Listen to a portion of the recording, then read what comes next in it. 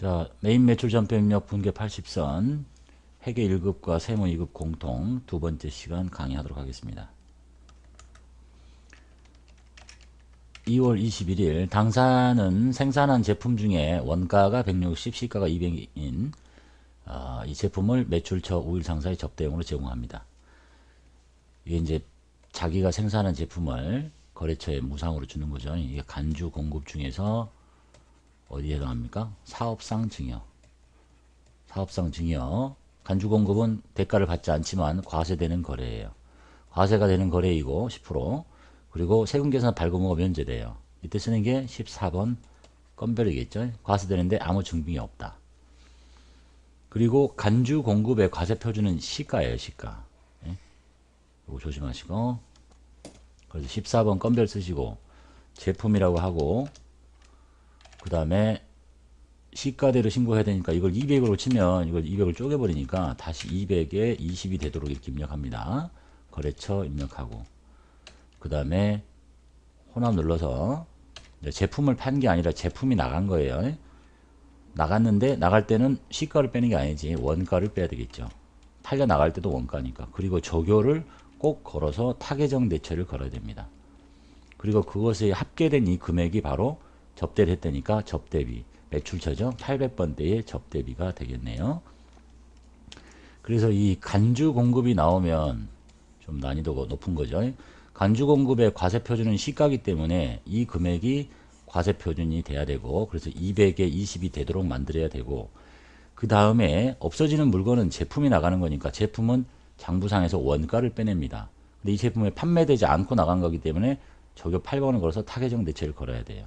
그래서 여기는 시가의 10%, 여기는 원가 합쳐져서 해당 비용인 접대비가 된다라는 얘기네요. 3월 달로 가겠습니다. 3월 2일 유형이 바뀌었네요. 제품 1000개 개당 200달러입니다.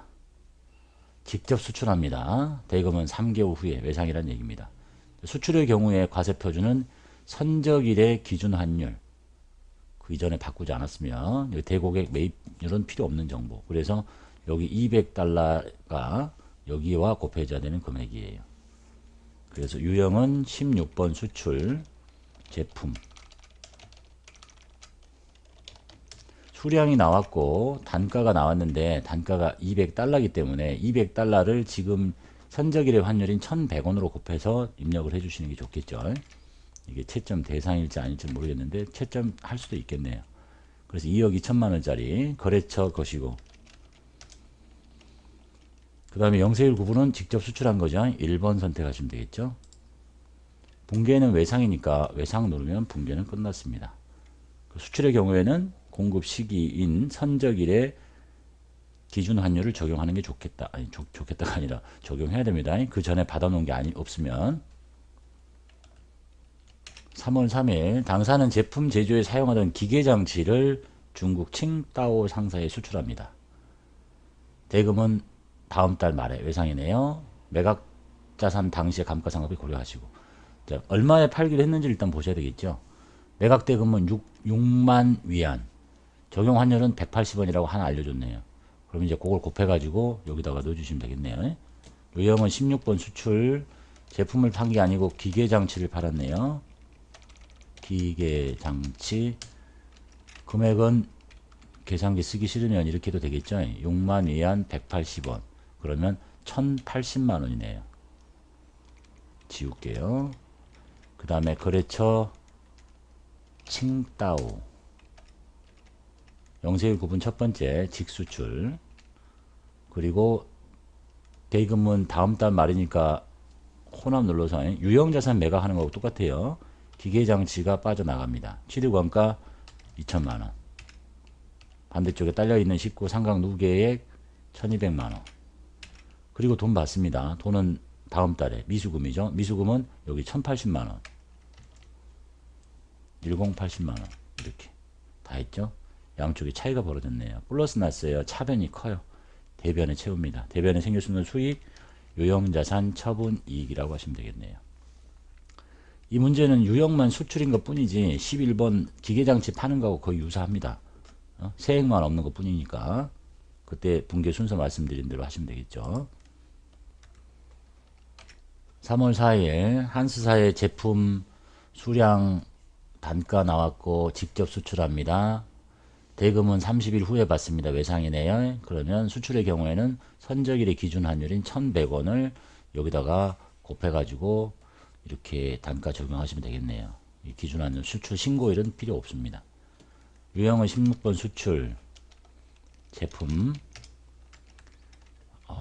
이것도 단가를 계산할게요. 1,000원에 1,100원이면 110만원 하나가 여기 이제 100개 수량은 100개 단가는 110만원 이렇게 해서 1억 1,000만원 거래처 한영키 누르시고 한스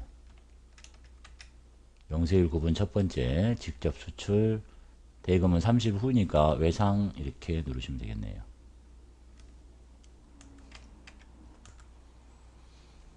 25번 미국 한스사의 제품을 25,000달러에 직접 수출합니다. 유형은 16번 수출이겠죠.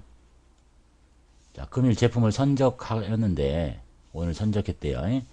대금은 계약금으로 3월 1일에 5,000달러를 받아가지고 원화로 환가를 했어요. 공급 시기인 선적이 이전에 환가를 했죠. 그럼 그 금액은 그 금액 자체가 과세표준이 되는 거예요.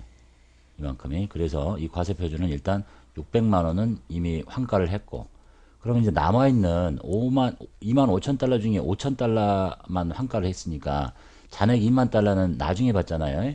그러면 이 나중에 받는 것은 나중에 환율을 적용한 게 아니라 선적일의 기준 환율을 적용하도록 하고 있어요. 3월 5일에 기준 환율, 여기 대곡획 이런 건 필요 없고, 요거를 곱한 금액, 즉 남아있는 2만 달러는 언제 걸 곱하냐면 선적일의 기준 환율인 1240원을 곱해서 이 나온 이 두 숫자를 더한 게 과세 표준이 된다는 얘기입니다. 합치면 3,080만 원이네요. 즉 선적일 이전에 선적일이 여기가 공급 시기인데 이전에 돈으로 먼저 받아가지고 환가를 해버리면 그 600만 원 자체가 과세 표준이 되고 나머지 2만 달러는 나중에 받을 거니까 그때 환율을 쓰는 게 아니라 선적일의 환율을 적용한다라는 얘기네. 그 미리 받아놨던 것을 환가했을 때는 뭐라고 회계 처리했겠어요? 선수금이었겠지. 이렇게 거기까지. 그리고 수출에 대한 회계 처리는 부가가치세법에 따라서 처리하십시오라고 하는 얘기는 지금 방금 이 얘기야. 이것을 매출로 잡으라는 얘기입니다. 공급 시기 도래 전에 환가한 거는 그것이 과세 표준. 그 이후에 환가하는 것은 공급 시기의 기준 환율. 이 금액을 수익으로 그냥 그대로 잡으라는 얘기예요. 회계하고는 약간 다르지만. 그래서 회계 처리에 대한 특별한 말이 부가세법에 따라서 하십시오. 이런 말 자체가 아예 없어. 일반 기업 회계 기준에 따라 하시면 이런 말이 없으면 이제 부가세법대로 하시면 돼요. 그런데 이제 이거를 일반 기업 회계 기준에 따라 하십시오. 그럼 회계 처리가 약간 달라져요. 그런 문제는 바로 밑에 있으니까 볼게요. 그래서 3월 5일자 16번 수출이고 제품인데 금액은 600만 원 플러스 2만 달러를 1240원에 곱한 금액 3080만 원이 과세 표준이고 거래처는 한스고 영세율은 첫 번째 구분이고 호남 눌러서 제품 판 거 이 수익을 부가세법에 따라 하라니까 여기 있는 금액이 그대로 매출로 잡힌 거예요. 그리고 왼쪽에 미리 받아서 바꿔놓은 600만 원은 선수금 처리됐겠죠. 선수금 빼고 나머지는 나중에 받잖아. 외상 매출금 처리하시면 되겠네요. 이게 아무 말이 없거나 부가가치세법에 따라서 회계 처리하라고 했을 때의 내용이에요. 26번 볼게요. 오늘 일본 후지모리 상사의 제품을 수출합니다. 수출 대금은 이미 3월 2일에 요 날이죠. 일본 엔화로 송금받아 주시다 원화로 환전을 했습니다. 수출 대금 전부 다를. 그러면 수출 대금인 이 1000만엔을 그때 환율인 100엔당 1000원씩이니까 동그라미 두 개 지우면 한 10원 정도 이렇게 해가지고 1억 원 정도가 이미 다 보통예금 통장에 입금이 된 거예요.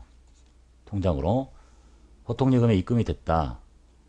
그 회계처는 일반기업 아니 그다음에 엔화로 송금받아 즉시 원화로 환전해서 통장에 입금이 됐고 그럼 이 입금된 걸 뭐라고 했겠어요?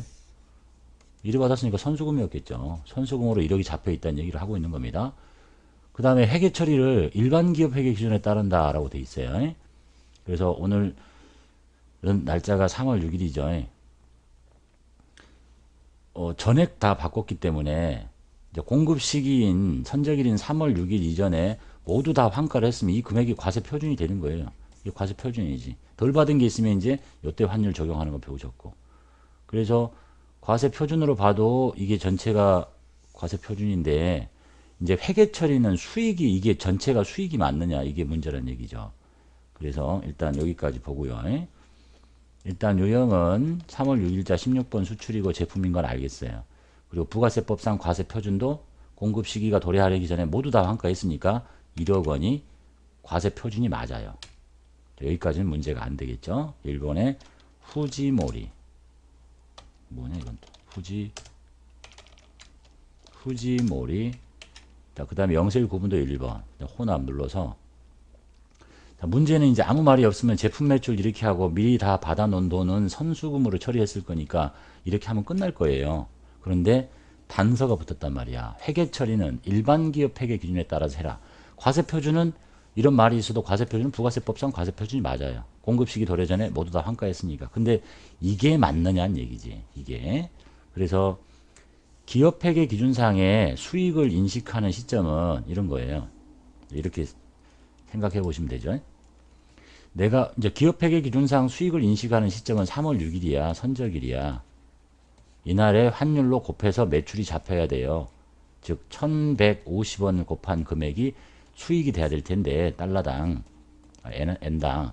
근데 얘가 미리 바꿨잖아. 3월 2일 날. 요날 환율이 낮을 때 바꿔가지고 1억이 지금 선수금으로 잡혀 있는데 이걸 다 매출로 하면 되느냐? 그렇지 않다.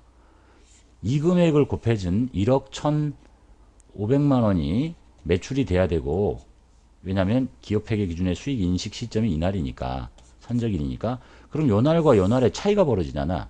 전액 다 바꿔버렸으니까. 이 차이는 뭐예요? 환율 차이잖아. 그래서 외화를 먼저 받아가지고 바꿔서 벌어진 손해가 생긴 거죠. 그래서 이때 이 이름은 외환 차손이라고 해야 된다라는 얘기를 하는 겁니다. 그래서 공급 시기 도래 전에 환가를 했다고 해서 그것이 매출이 되서는 안 되니까 선적일의 환율인 1150원이었죠. 1억 5천만 원, 1억 1,500만 원이 매출인 거고 미리 받은 돈은 먼저 바꿔가지고 손해가 났으니까 외환 차손이 돼야 된다는 얘기입니다. 외환 차손. 이렇게 출제가 되면 이제 상당히 어렵다는 얘기겠죠. 회계 처리, 이게 현실이겠지. 과세 표준은 부가세법에 따라서 과세 표준을 잡는 건 맞아요. 근데 회계 처리가 우리가 그 이후에 돈을 나중에 바꾸면 일반 기업 회계 기준도 선적일이 수익 인식 시점이고 과세 표준도 선적일이니까 아무 상관이 없는데 이걸 먼저 받아갖고 여기서 바꿔버리면 여기서 환가를 해버리면 이날과 이날 벌어진 환율 차이는 수익은 회계학상은 여기 돈은 여기서 먼저 바꿨지. 그럼 여기 둘 간의 차이는 외환 차익, 외환 차손으로 처리해야 된다. 그래서 외환 차손이 1,500만 원이 생기고 매출은 선적일의 환율을 곱한 1억 1,500만 원이 매출이 돼야 된다는 게 부가세법상이 아니라 일반 기업 회계 기준상의 회계 처리예요. 근데 여기서 일반 기업 회계 기준상의 회계 처리를 하란 말이 전혀 없으면 뭐로 하면 되겠어요? 그냥 여기 1억, 여기 1억 하면 끝이야. 외환 차손이 인식하지 않고. 문제 차이 이해하셨죠? 27번 4월 7일자 보겠습니다. 유형이 바뀌었네요. 개인 소비자 김영순에게 제품을 팝니다. 부가세 포함입니다. 부가세 들어있다는 얘기예요. 그럼 과세되는 거래고 매출이야. 그런데 세금 계산서는 말은 전혀 없고 신용카드로 대금은 신용카드로 수취했다. 그러니까 물건 팔고 카드로 결제 받았다는 얘기입니다. 그러니까 카드 매출이라는 얘기겠지. 17번 카드 과세란 얘기예요. 제품 카드 과세도 건별 현금 영수증처럼 공급가액 자리에 대가를 쳐서 쪼개도록 하고 있습니다. 거래처 것이고 영순 신용카드 F2키 누르시고 카드 찾고 결제는 외상 매출금으로 처리하십시오라고 요즘엔 친절히 알려주는데 말이 없어도 이 거래가 상거래이기 때문에 미수금 이렇게 하면 안 된다는 얘기예요. 여기가 아니구나. 여기를 미수금을 써서는 안 된다. 이런 말이 없어도 외상 매출금이란 말이 없어도 외상이라고 고릅니다. 그러면 여기에 있는 거래처가 여기에 자동으로 찍혀요. 근데 이걸 이제 이렇게 하는 방식으로 할 수도 있겠죠. 혼합 눌러가지고 제품 매출이고 여기를 외상 매출이고 하면 거래처가 카드사가 안 걸리니까 여기를 다시 99601 이렇게 하는 방법도 있습니다. 이거는 채점 대상이 아니니까 그냥 외상을 누르시면 더 편하겠죠. 4월 8일 소비자 권영식 씨에게 제품을 팝니다. 팔고 있고 판매 대금이 부가세가 포함된 금액이고 그럼 10% 과세되는 거래라는 얘기고 카드예요. 그럼 카드 과세 금액 77만원 쳐서 쪼개지는 게 맞습니다. 거래처 이름 쓰시고 그 다음에 신용카드는 F2키 눌러서 LG카드 썼다고 그랬고 카드 결제 받았는데 아무 말 없죠. 그냥 외상이라고 하시면 돼. 미수금 쓰지 않습니다. 거래처 LG카드로 바뀌어 있습니다. 4월 19일자 비사업자 김성실에게 제품을 팝니다. 대금 부가세가 포함된 금액입니다. 과세거래 그리고 현금 받았는데 현금 영수증을 발급했습니다. 여기서 만약에 현금 영수증이 없었다면 14번 건별인데 현금 영수증을 발급했기 때문에 현금 영수증 과세 22번 현금 영수증 과세 현금 과세가 아니에요. 현금 영수증 과세 그래서 22번을 선택하시면 됩니다. 현과도 마찬가지로 공급가액자리에 대가를 쳐서 쪼개도록 돼 있어요. 김성실 현금이죠. 1번 누르면 붕괴는 끝났습니다. 4월 20일 김영순 비사업자에게 제품을 55만원 부가세 포함 판매하고 전액 통장으로 입금됐는데 현금 영수증이란 말이 있죠. 현금 영수증 그 다음에 부가세 포함이라는 얘기는 과세된다는 얘기입니다. 22번 대가 치시고 영순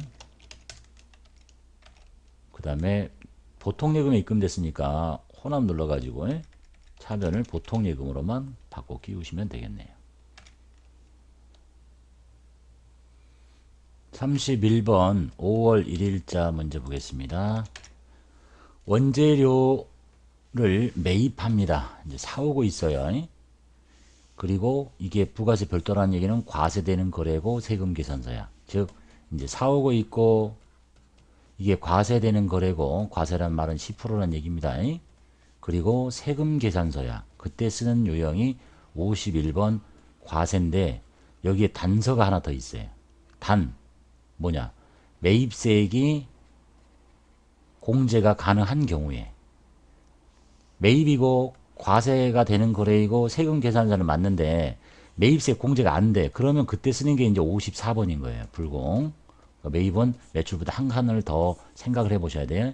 매출은 팔고 있다, 과세다, 세금 계산서다 그러면 11번 과세인데 매입은 사오고 있다, 과세다, 세금 계산서다, 그 다음에 매입세 공제가 된다, 51번, 안 된다, 54번. 이렇게. 그래서 혼자 공부하시는 분들이 이런 거 많이 헷갈리시던데 이 54번 불공제는 매입세액 공제가 안 되는 걸 쓰는 게 아니야. 세금 계산서인데 안 될 때 쓰는 거예요. 만약에 카드로 사왔다 매입세 공제 안 된다. 여기다 입력 안 해요. 현금 영수증을 사왔는데 매입세 공제 안 된다. 입력 안 해요. 매입세 공제 못 받아. 그럼 이건 왜 하느냐. 세금 계산서 매입세 공제 못 받는데 세금 계산서는 세금 계산 합계표가 제출이 되기 때문에 네가 공제를 못 받아도 제출은 해야 돼. 얘는 제출할 것도 없는데 돌려받을 게 없어요. 그러니까 불공제 되면 나머지 것들은 다 입력 자체를 안 하는 거예요. 그래서 51번 쓰시고 품목은 원재료라고 하시고 수량 있으면 치시고 단가 치시고 그 다음에 거래처 것이고요. 전자라고 하시면 찍고 분계는 복잡하죠. 혼합 눌러요. 자, 원재료 사온 거 맞죠? 대변에 돈 줄게요. 500원 당좌 수표 당좌 예금의 감소 나머지는 외상 상거래죠. 외상 매입금이라고 하시면 되겠네요. 5월 2일 원재료 6050 부가세 포함이에요. 그럼 공급 대가라는 얘기겠죠. 부가세 있다는 얘기고 전자 세금계산 발급 받았어요. 매입이죠. 매입이고 과세가 되는 거래고 세금 계산서고 그 다음에 뭐야 이제 매입세 공제가 되겠니? 원재료 사오면 되겠죠. 그러니까 51번을 쓰시면 된다는 얘기네요. 51번 원재료. 자, 그런데 여기 숫자가 부가세가 포함된 금액이야. 그럼 이걸 공급 가액을 만들어줘야 되겠죠. 6050 000 곱하기 110분의 100을 하면 이게 공급 가액이에요. 이걸 계산하기가 싫다. 550 그러면 50만원에 500이다 금방 보이는데 잘 안 보이잖아요. 그러면 이런 것들은 이렇게 쓰면 돼요. 계산기 써도 되고, 대가를 쳐서 쪼개주는 애가 있잖아. 대가를 쳐서 쪼개주는 애를 잠깐 빌려. 그럼 쪼갰잖아. 다시 바꿔 이렇게. 그러면 계산기 쓰지 않아도 되겠죠. 뭐 카드 과세를 써도 되고. 그래서 유형만 다시 원위치로 바꿔놓으면 되는 거니까 여기를 전자라고 했죠. 찍고 결제는 복잡해요. 혼합. 원재료 사온 거 맞죠? 자, 대변에 부가세는 현금으로 부가세 55만원 현금 줬대요.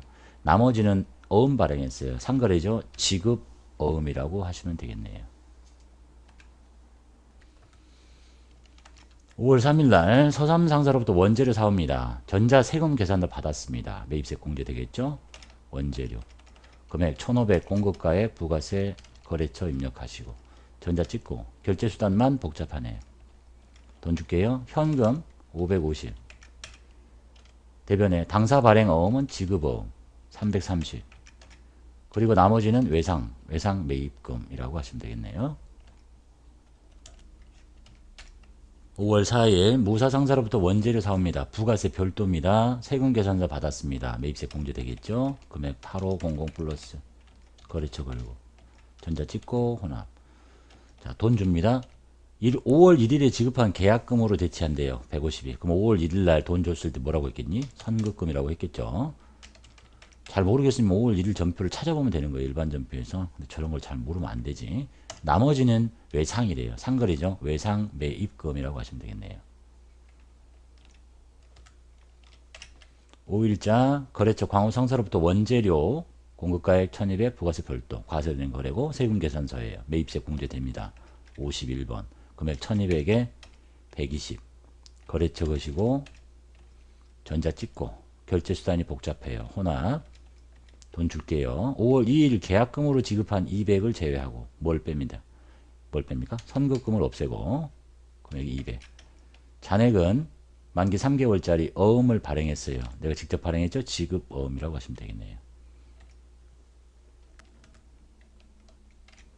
5월 6일 원재료 2,000개 매입하고 전자 세금 계산서 발급받았습니다. 매입세 공제되겠죠? 원재료 수량 있네요.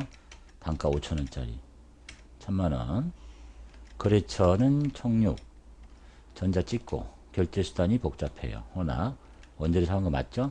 돈 줄게요. 대금 중 300만원은 거래처 광호상사로부터 받은 동사의 약속금을 지급합니다. 내가 광호상사로부터 받은 약속금을 배세 양도한다는 얘기네요. 받으러음을 빼서 없애주면 되겠네요. 그리고 이 받으러음은 이제 뭐가 돼야 되겠어요? 광호로 잡아놨으니까 광호를 잡아서 빼주고 잔액은 외상 매입금 처리하시면 되겠습니다. 이 배서 양도하는 겁니다. 5월 7일자 원재료 100개 부가세 별도 외상으로 사오고 세금 계산서 받았습니다. 51번 원재료 수량 100개 단가 100개라 그랬는데 100개 단가 5만원 500만원 거래처 처칠 전자 찍고 외상하면 분계 끝났습니다. 그런데 단서가 붙었습니다. 당사가 부담하기로 한 운반비가 있는데 이거를 현금으로 별도로 줬고요. 그럼 이 거래는 세금 계산서가 별개인데 이거를 매입 매출 전표에 같이 입력하래요. 그럼 여기다 붙이라는 얘기겠죠. 그래서 외상을 할 수가 없고 혼합을 눌러서 일단 원재료를 취득하는 과정에서 발생한 내가 부담하는 운반비는 운반비가 아니에요. 자산의 원가에 가산해야 돼. 그 대변에 운반비만 먼저 현금으로 뺄게요. 10만원. 그리고 나머지는 외상으로 다 왔다 그러죠. 외상 매입금 550 이렇게 처리하시면 되겠네요. 매출 쪽에서 이런 거 하나 보셨죠. 팔 때 부담하는 운반비는 운반비야. 판매비와 관리비니까. 근데 사올 때 부담하는 운반비는 자산의 원가에다 가산해야 됩니다. 5월 8일 08 상사로부터 부재료를 사옵니다. 부가세가 포함되어 있다는 얘기는 과세되는 거래 전자세금 계산서 매입세 공제되겠죠. 51번 이번에는 부재료입니다. 부가세 포함된 금액 저거는 뭐 기능 이용하지 않고도 500에 50인지 알겠죠.